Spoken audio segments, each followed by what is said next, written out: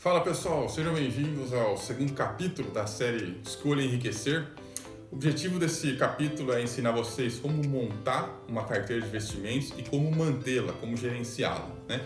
É importante que vocês tenham assistido o episódio passado, então se vocês perderam, voltem lá, o capítulo 1 está muito interessante, tem muita coisa para ser feita antes de começar a investir, mas hoje a gente vai abordar essa questão de começar os investimentos, né? Eu vou mostrar para vocês uma planilha de controle, é a planilha que eu uso, que eu vou disponibilizar para vocês baixarem aí, mas tem outras por aí, enfim, é importante que vocês tenham uma estratégia e sigam até o final. Então eu sou o Enéas, esse é o Valoriza e vamos lá.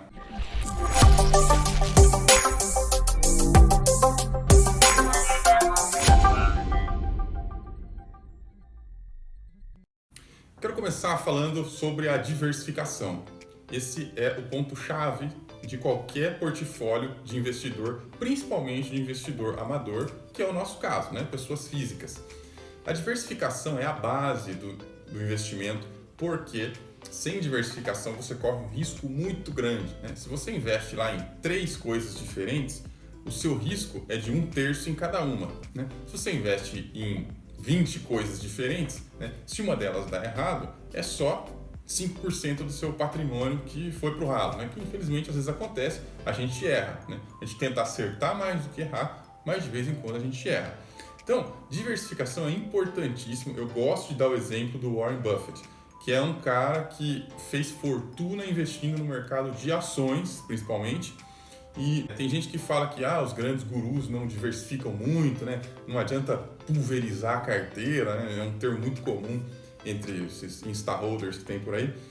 Mas se você olhar o portfólio do Warren Buffett, né, que é da empresa dele lá, a Berkshire Hathaway, você vai ver que ele tem empresa pra caramba. O cara é super diversificado, alguns diriam até pulverizado, né? Como vocês estão vendo aí, olha o tanto de coisa que esse cara tem.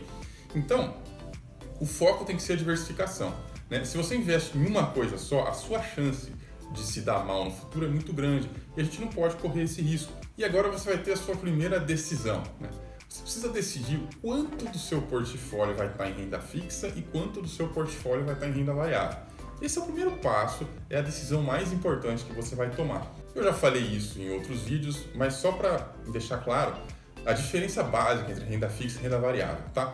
Renda fixa é tudo aquilo que você já sabe o que você vai ganhar logo no começo. Então, geralmente você está emprestando dinheiro para alguém e você vai receber ele de volta com juros.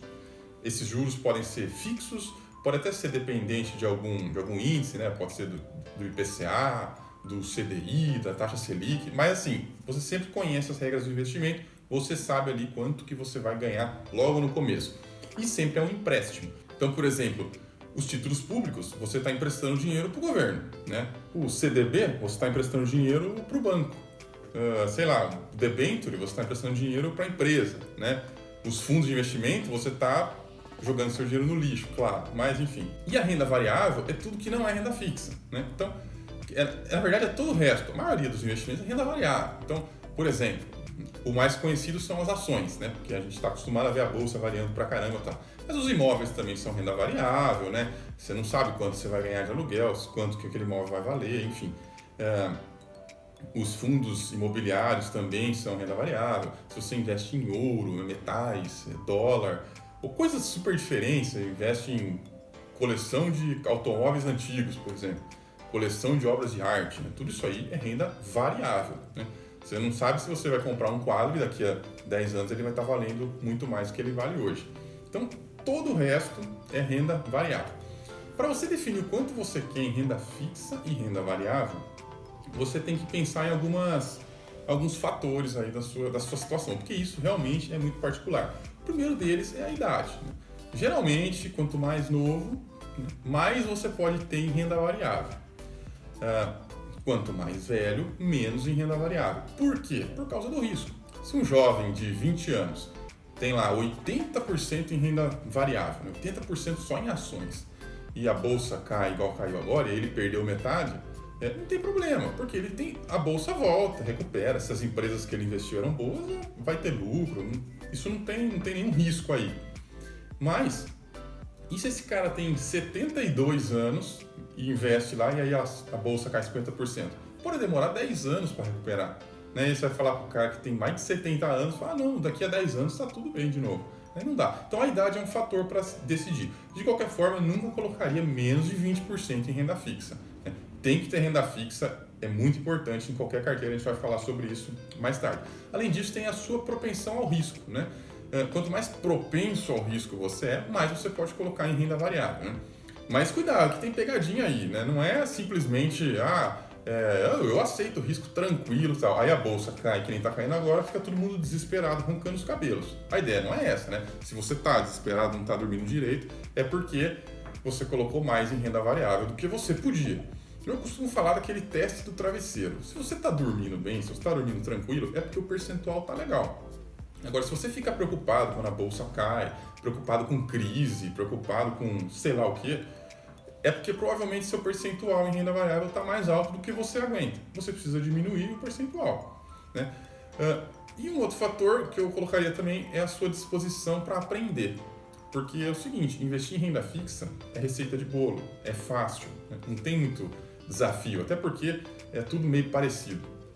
Agora, investir em renda variável dá um pouquinho mais de trabalho, né? Você vai ter que estudar as empresas, estudar os fundos imobiliários, estudar os imóveis, estudar seja lá o que for, né? Vamos supor que você gosta de investir em imóveis de leilões judiciais, por exemplo. Você tem que gastar muito tempo estudando antes de começar a fazer, senão você vai fazer besteira, né?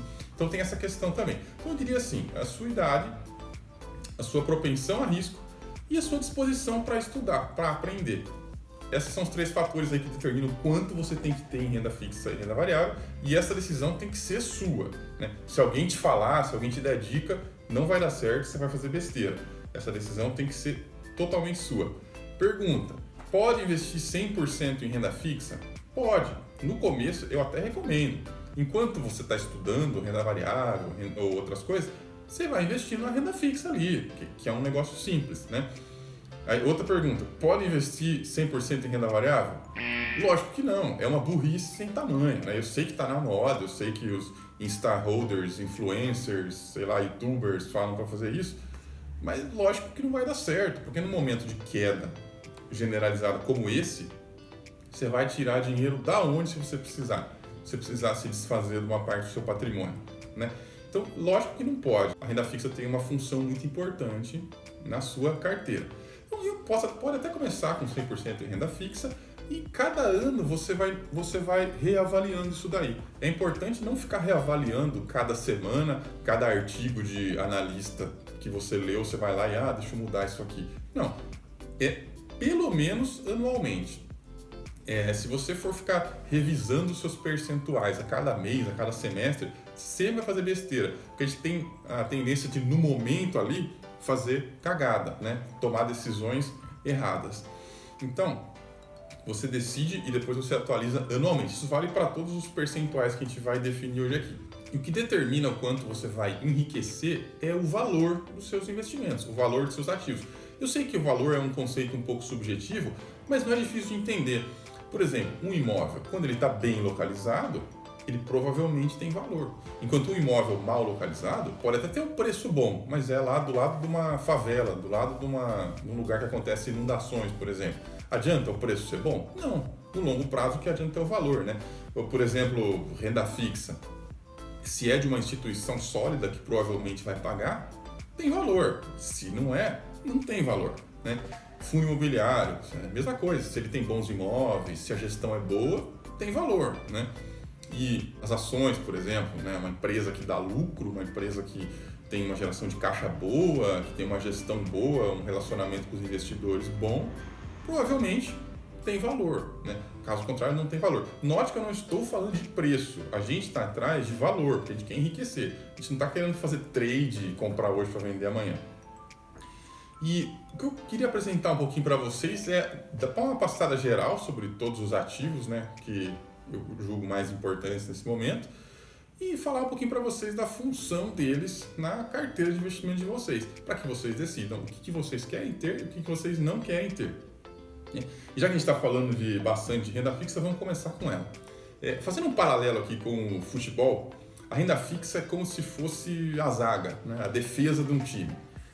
Porque ela é justamente aquele investimento que sempre vai te dar um retorninho, independente das condições de crise, né, enfim, de depressão da economia, você sempre vai ter, né, a renda fixa ali como seu porto seguro. É importante ter a renda fixa. Não estou falando da reserva de emergência, tá, gente? Reserva de emergência nem entra aqui, reserva de emergência é antes. Reserva de emergência não entra na sua carteira de investimentos. Eu estou falando aqui de renda fixa para investir. Renda fixa aqui no futuro pode dar algum lucro, né? Mas a função principal dela é defender seus investimentos, né? Qualquer coisa, você tem lá a renda fixa que provavelmente não se desvaloriza, não cai, né? Não é que nem as ações, que nem os fundos imobiliários, que nem outros ativos. Mas não quer dizer também que ela não dá retorno, né? O zagueiro de vez em quando marca gol. Então a renda fixa também pode dar retorno, pode ser um retorno bom, né? Quem investe em renda fixa há muito tempo está acostumado a ver isso. De vez em quando, com alguma variação ou outra da taxa, você acaba tendo um ganho expressivo num prazo menor. Não é isso que a gente busca na renda fixa. A gente quer segurança, quer ali realmente um porto seguro, né? Para a gente ter uma base, um alicerce ali dos nossos investimentos. É a nossa defesa. Existem diversos tipos de renda fixa, critérios para escolher. A gente vai ter um capítulo para falar especificamente dessa parte aí da sua carteira. Mas é importante aqui você decidir o quanto você quer ter, né? Quanto você quer ter de títulos do Tesouro, se você quer ter algum título privado, enfim, o que tem valor para você. Prosseguindo, vamos falar um pouco dos FIIs, Fundos de Investimento Imobiliário, e dos imóveis, né? Eles são parecidos porque os dois têm a ver com imóveis. Eles têm algumas diferenças, por exemplo, o fundo de investimento imobiliário, você sempre vai pagar o preço de mercado dele, você sempre vai pagar o preço que ele está sendo negociado lá. O imóvel não. O imóvel, às vezes, você consegue comprar um preço de oportunidade, uma pessoa que se apertou, não consegue pagar para parcela, enfim, você que tem lá o seu dinheiro guardado, consegue comprar mais barato, assim como vender de forma diferente também, se for o caso de vender. Não é o nosso foco aqui, claro. O fundo imobiliário, por outro lado, você não pode ir morar nele se você precisar, né? Não dá para você ir morar num FII. Se você tem um imóvel de aluguel, você pode morar no imóvel de aluguel. Então, assim, existem essas diferenças, mas no ponto de vista de investimentos, eles são parecidos, porque você compra, você investe neles e você recebe os aluguéis e a valorização, claro, né? Eu acredito que eles ocupem na nossa carteira uma posição assim de meio campo, né? Porque eles têm uma certa segurança por serem ativos reais, né? Ativos físicos, não quer dizer que eles estão livres de risco, mas eles têm uma certa segurança, né? E outra, tem uma certa familiaridade. Nós conseguimos avaliar imóveis de uma forma muito melhor do que a gente consegue avaliar ações. Porque imóvel é uma coisa do dia a dia, né? Você provavelmente mora em um, então você sabe o mínimo que tem para saber sobre imóveis, sobre localização, sobre comodidade, sobre, enfim, sobre itens de conforto e tal. É um pouco diferente das ações, que é uma coisa um pouco mais estranha para a gente. Então, tanto fundos imobiliários quanto imóveis, eu acho que ocupa essa posição aí de meio campo. Os fundos imobiliários são renda variável, aliás, os imóveis também, mas os fundos imobiliários variam assim diariamente, o preço varia igual às ações, lógico, menos que as ações, né? As ações têm um pouco mais de volatilidade, mas os FIIs têm volatilidade também, tá? Não se engane. O que eu acho bacana é que os FIIs, você compra lá uma cota de um fundo imobiliário, você já vai recebendo aluguel. Geralmente eles pagam mensal. Então, é um tipo de investimento legal para quem está começando, porque você já vê aquele negócio rendendo alguma coisa, te pagando alguma coisa, né? Lógico que na fase de acumulação do capital, a gente tem que reinvestir todos os dividendos, tá? Todos os dividendos, todos os aluguéis, todos os juros, a gente simplesmente pega aquilo ali, junta com o que a gente vai investir lá no mês e investe de novo, né?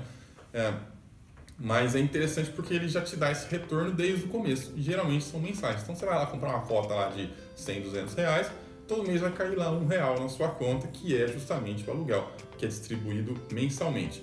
Importante só dizer que o fundo imobiliário não é alavancado, tá? O FII no Brasil não pode ser alavancado. Ele não consegue, por exemplo, emprestar dinheiro do banco para comprar imóvel novo. Ele não pode fazer isso. O FII não pode fazer dívida. Por isso que é um ativo até, vamos dizer assim, mais pé no chão do que as ações, que é o nosso próximo assunto. As ações, elas ocupam uma posição de ataque, né? As ações são ali os atacantes do nosso time, né? Do nosso portfólio, porque é aí que você vai ter o maior retorno no longo prazo. Porque as empresas, elas geram valor, elas produzem, né, produtos, serviços, né? Elas atendem alguma demanda da sociedade e ganham com isso. Então, no longo prazo, geralmente, boas ações, né, boas empresas tendem a ter um retorno bem alto, muito bom. é essa partezinha da sua carteira que vai te deixar rico, né? Pode ficar rico só com renda fixa? Até pode, mas é muito mais difícil. Quem investe em ações está atrás de ganhar com o crescimento das empresas, né? Que pode retornar para você na forma de valorização das ações no longo prazo ou no pagamento de dividendos, né? Dos proventos aí das ações, juros sobre capital próprio e tal. De qualquer uma das duas maneiras, o importante é que a empresa em si tenha lucro, esteja crescendo, né? Seja um bom ativo, tenha valor. Vamos ter um capítulo só para falar como escolher as ações, quais são boas e quais são ruins. O objetivo aqui é que você decida o quanto que você quer ter disso na sua carteira, né? Tipo, esse negócio de fundo imobiliário aí, gostei. Quero que minha carteira seja composta 30% por fundo imobiliário, por exemplo, né? Esse negócio de ação eu achei meio complicado, não vou querer por enquanto. Então, ótimo. A sua carteira vai ser renda fixa e fundo imobiliário, né? Mas tem outras possibilidades também, que eu consideraria um pouco mais avançadas, né? Você tem as ações no exterior, né? A gente chama de stocks, só para diferenciar das ações que tem aqui no Brasil, mas stocks é as ações em inglês, tá? Não tem nenhuma diferença. Mas as stocks, mesma coisa, são, eu diria que estão aí no ataque do nosso time de futebol, com a vantagem de que ela fica em dólar, né? Fica fora do seu país. Qualquer problema generalizado no Brasil, é bom você ter investimento fora do Brasil, porque aí eles ficam imunes, né? Até nessa crise do coronavírus, eu não costumo acompanhar a minha carteira de investimentos, assim, em termos de quanto que tá valendo, se eu tô no lucro, se eu tô no prejuízo e tal. Aí, de vez em quando, por curiosidade, alguém fica perguntando e eu dou uma olhada, né? E eu vi, e curiosamente, a parte do exterior, ela acabou se valorizando, porque o dólar subiu demais. O dólar foi de 4 para 5 e pouco. Então, curiosamente, eu ganhei lá fora de forma que compensou, né, de certa forma, o que a gente perdeu aqui dentro. Eu acho que isso não interessa. No longo prazo, cotação na bolsa não vale nada. O que interessa é a saúde das empresas, né, se as empresas vão continuar e tal. Mas é interessante você ter esse tipo de diversificação, porque aí, numa situação de desequilíbrio entre moedas, né, de uma moeda subir muito e a outra desvalorizar muito, você está protegido, porque você tem parte do seu patrimônio lá fora, né? E além das stocks, né, você tem os REITs também, que são os primos dos FIIs, né? Aqui você tem os FIIs, Fundos de Investimento Imobiliários, lá nos Estados Unidos você tem os REITs. Eu diria que eles são ali um meia ofensivo, né? Por quê? Eles têm uma diferença dos FIIs. Primeiro que eles não são fundos, eles são empresas mesmo, né? Tem essa diferença na pessoa jurídica lá, é uma empresa, não tem uma gestora, né? É uma empresa. E eles podem se alavancar, e geralmente eles são alavancados, e geralmente eles são bem alavancados, né? Como a taxa de juros nos Estados Unidos é baixa, é difícil você ganhar dinheiro com imóveis se você não se alavanca. Então, em vez de eles ficarem emitindo novas cotas, que nem faz aqui no Brasil, né? Emite novas cotas direto, eles simplesmente vão se alavancando, emprestam dinheiro mesmo e compram imóvel, né? Presta dinheiro no banco, compra imóvel, aluga o imóvel e vai pagando do banco. É mais ou menos isso. Lógico que é um pouco mais complexo que isso. Mas eles têm também benefícios fiscais lá, assim como os FIIs têm aqui, né? Mas a estrutura deles é de empresa. Mas eles também têm espaço numa carteira bem diversificada, né? Eu diria que eles ocupam aí a posição de meia ofensivo, né? Claro que investir no exterior não é tão simples e se você está começando agora, isso pode até ser um pouco assustador, né? Mas, assim, é bem fácil, na verdade. É muito parecido com investir no Brasil, principalmente se você sabe o mínimo de inglês, você vai se virar, vai conseguir fazer seus investimentos tranquilos. Mas não se cobrem. Isso pode ser depois de 1, 2, 3 anos de investimento, você começa a olhar para o exterior. O importante é começar, tá? E aí, quanto mais diversificado você estiver, melhor. Nós estamos falando aqui de várias classes de ativos, né? Renda fixa, fundo imobiliário, imóveis, ações, ações no exterior, né? Os REITs. Então, assim, quanto mais diversificado, melhor, né? Tenha os seus ovos bem distribuídos e não na mesma cesta, que provavelmente o resultado vai ser melhor. A última classe de ativos que o pessoal às vezes pergunta é a questão da reserva de valor, né? Eu tenho um vídeo só sobre esse assunto, mas é é um investimento, eu nem sei se dá para chamar de investimento, porque geralmente ele não dá retorno, não dá lucro, é capaz até de dar prejuízo, porque ele não vai acompanhar a inflação e tal. Mas tem investimento em moedas fortes, né? Ou metais, ou até criptomoedas, né? Então você vai lá, você mantém lá na sua casa uma reserva em dólar, porque se der uma zica muito danada aqui no Brasil, você consegue, né, fugir com a sua família, enfim, alimentar a sua família. É mais ou menos o tipo de situação que se passa na Venezuela, né? Lá eles compram e vendem com dólar e com Bitcoin, porque é a moeda que funciona lá, porque o Bolívar não vale mais nada, né? Então, se um dia acontecer isso com o real, a reserva de valor serve justamente para você sobreviver, né? Você deve ter um percentual muito baixo na reserva de valor, se é que você quer ter, né? Coisa de 1%, no máximo 2%, porque não é um negócio que vai te retornar, não vai te deixar rico, tá? Ouro não deixa ninguém rico, ouro não rende nada. Se você olhar no longo prazo, é um dos investimentos que menos rende, né? Dólar menos ainda, né? Porque o dólar não corrige pela inflação, né? Um dólar em 1970 comprava um monte de coisa. Um dólar hoje não compra quase nada. Então, a inflação não é uma coisa exclusivamente brasileira, tá? A inflação tem em todo lugar. Apesar da nossa ser geralmente um pouquinho maior do que esses países mais sólidos, né? Mas a inflação tem em todo lugar. Então, a reserva de valor, assim, se quiser ter essa garantia, né? Ter um pouco de criptomoeda, enfim. Mas não é exatamente um investimento e não vai te deixar rico, tá? Não é o foco aqui. E o que eu queria deixar bem claro é que você não precisa ter todos os investimentos. Você pode ter aquilo que te deixa mais tranquilo. Se te deixa mais tranquilo começar na renda fixa, tenha renda fixa. O que não pode é não começar. O que não pode é não ter, né? O que não pode é ficar esperando a aposentadoria do INSS ou do regime próprio aí de previdência. Isso que não pode, isso está errado. Isso vai fazer com que você se dê muito mal e acabe tendo que depender dos seus filhos na velhice, né? Então, o que não pode é ficar parado. Por último, rapidinho, eu queria passar para vocês aqui a planilha. Essa foi uma planilha simples, tá? Que eu uso, não tem nada muito, é só o mínimo que precisa para investir direitinho, tá? Não tem nenhuma informação, assim. Eu sei que quando a gente começa a investir, a gente quer ficar vendo rentabilidade da carteira, ficar vendo um monte de informação que, na verdade, só vai te confundir. Então, aqui, eu passei aqui uma imagem dela bem simplesinha para vocês, com todas as abas fechadas. Você só vai ter que mexer onde está branquinho, né? Então aqui, ó, eu coloquei três tipos de ativo, né? Títulos públicos, fundos imobiliários e ações.